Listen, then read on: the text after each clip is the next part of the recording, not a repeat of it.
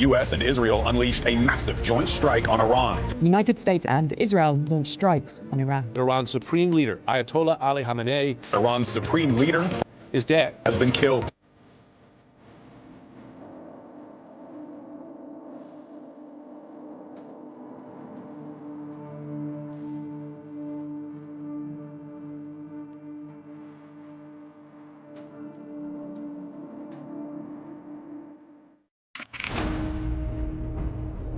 फरवरी 2026 सुबह का वक्त था जब तेहरान के लोगों की नींद धमाकों की आवाज़ से टूटी। यूएसए और इजराइल ने ईरान पर सबसे बड़ा जॉइंट अटैक लॉन्च किया था।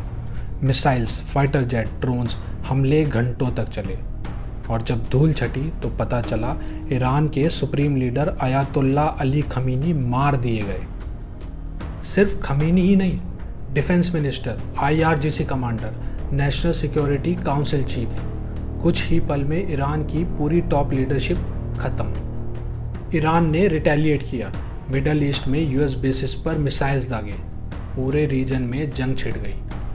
ट्रंप ने इसके बाद कहा, ईरान के लोगों, तुम्हारी आज़ादी का वक्त आ गया है, जब हम फिनिश करें अपनी गवर्नमेंट खुद ले लो। To the great proud people of Iran, I say tonight that the hour of your freedom is at hand. When we are finished, take over your government. It will be yours to take. This will be probably your only chance for generations. आज़ादी सुनने में तो अच्छा लगता है, पर एक second रुको। ये वही अमेरिका है जिसने ईरान को पहले भी आज़ाद करने का नाटक किया था 1953 में। एक वक्त था जब ईरान में भी डेमोक्रेसी थी, लोग अपना लीडर खुद चुन सकते थे, पर यूएसए और ब्रिटेन ने अपने फ़ायदे के लिए ईरान की डेमोक्रेसी ख़त्म कर दी, जिसके चलते आज ईरान बर्बादी की कगार पर खड़ा है। आज की वीडियो में हम समझेंगे कि कैसे एक डेमोक्रेटिक देश एक के बाद एक धोखे की वजह से इस मुकाम तक पहुंचा। ये कहानी है तेल की, कूब की और उस धोखे की जो आज तक जारी है। बहुत कम लोग जानते हैं कि ईरान में कभी असली डेमोक्रेसी थी। 1906 में ईरान के किंग ने कॉन्स्टिट्यूशन साइन किया, पार्लियामेंट बनी और लोग अपना रिप्रेजेंटेटिव खुद चुन सकते थे, पर यह ज़्यादा दिन नहीं चला।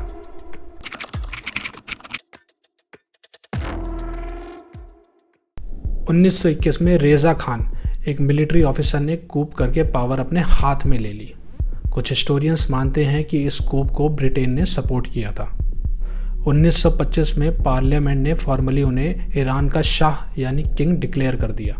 ये बन गए रेजा शाह पहलवी, पहलवी डायनेस्टी के पहले शाह। रेजा शाह यूरोप से बहुत प्रभावित थे और ईरान को मॉडर्न बनाना चाहते थे। उन्होंने रेलवेज बनाई, रोड्स बनाई, स्कूल्स खोले। 1935 में देश का नाम पर्शिया से बदलकर ईरान कर दिया। मॉडर्नाइजेशन के साथ उन्होंने एक और बोल्ड डिसीजन लिया। 1936 में विमेन के लिए हिजाब बैन कर दिया।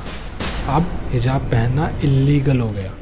जो लोग रिलीजियस थे उनके लिए ये बहुत बड़ा आघात था। कई औरतों ने घर से बाहर निकलना बंद कर दिया क्योंकि बिना हिजाब के घर से बाहर जाना उनके लिए पॉसिबल नहीं था। शाह का ये मॉडर्नाइजेशन डेमोक्रेटिक नहीं था, अथॉरिटेरियन था। जो रेजा शाह बोले वही होगा। प्रेस बंद, ऑपोजिशन जेल में, कोई सवाल नहीं। फिर 1941 में वर्ल्ड वॉर 2 के दौरान ब्रिटेन और सोवियत यूनियन ने ईरान को इन्वेड कर दिया। वजह यह थी कि रेजा शाह जर्मनी के क्लोज हो रहे थे। ब्रिटेन और सोवियत यूनियन को डर यह था कि जर्मनी ईरान में अपना इन्फ्लुएंस बना सकती है, जिससे अलायंस के सप्लाई रूट और ऑयल सिक्योरिटी को खतरा हो सकता है। रेजा शाह को एग्जाइल कर दिया गया और कुर्सी पर बैठाया गया उन्हीं का बेटा मोहम्मद रेजा शाह पहलवी, जो आगे जाके अमेरिका का पपेट बना। रेजा शाह इनिशियली वीक पोजीशन में था और पार्लियामेंट काफ़ी स्ट्रांग थी और उसी पार्लियामेंट से चुनकर प्राइम मिनिस्टर बने मोहम्मद मोसादेक, पढ़े लिखे नेशनलिस्ट लीडर।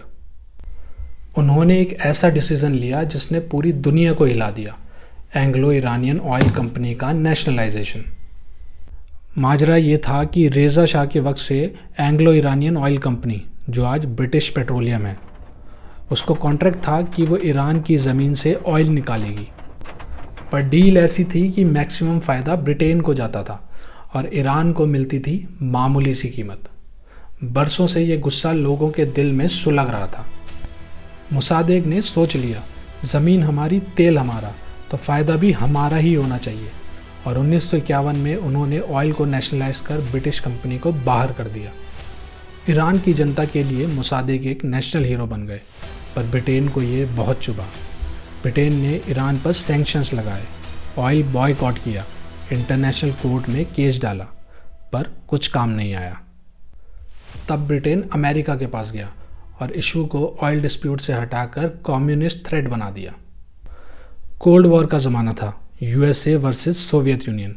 ब्रिटेन ने अमेरिका को कन्विंस किया कि अगर मोसादेक पावर में रहे तो ईरान सोवियत यूनियन के पास चला जाएगा। ज्योग्राफिकली ईरान सोवियत बॉर्डर के पास था। अमेरिका कन्विंस हो गया।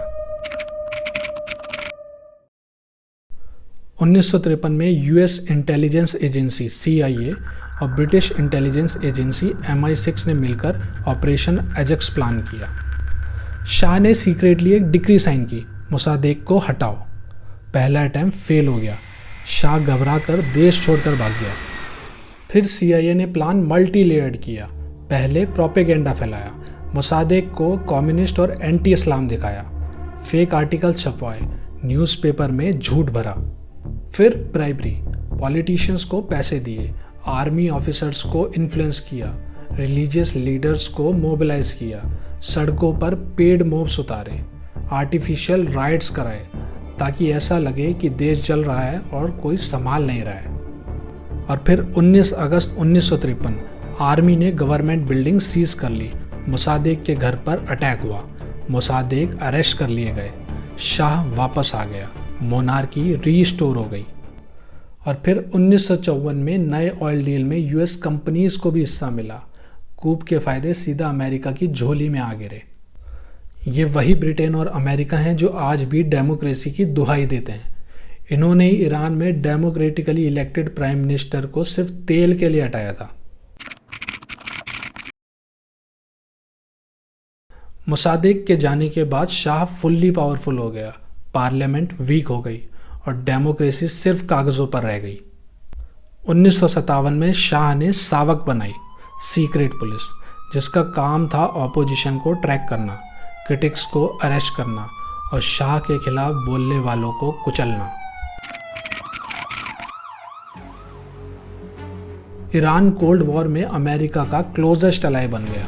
मिलिट्री एड मिला, मॉडर्न वेपन्स मिले, लेकिन अंदर से पॉलिटिकल फ्रीडम नहीं थी। सावक का खौफ था। अमीर और अमीर होते गए, जबकि गरीब और गरीब होते गए। लोगों को लगने लगा कि शाह सिर्फ अमेरिका का पपेट है। और फिर 1971 में शाह ने वो किया जिसने आग में घी डालने का काम किया। पर्शियन एम्पायर के 2500 साल सेलिब्रेट करने के लिए एक लेविश रॉयल पार्टी ऑर्गेनाइज की, जिसमें पैसा पानी की तरह बहाया गया। जिस देश में इतनी गरीबी थी, वहाँ के किंग का ये तमाशा देख लोगों का खून खौल गया। लोगों को लगा कि ये मुनार्क हमारी गरीबी नहीं समझता। लोगों के दिल में शाह और अमेरिका के लिए नफरत और गहरी हो गई।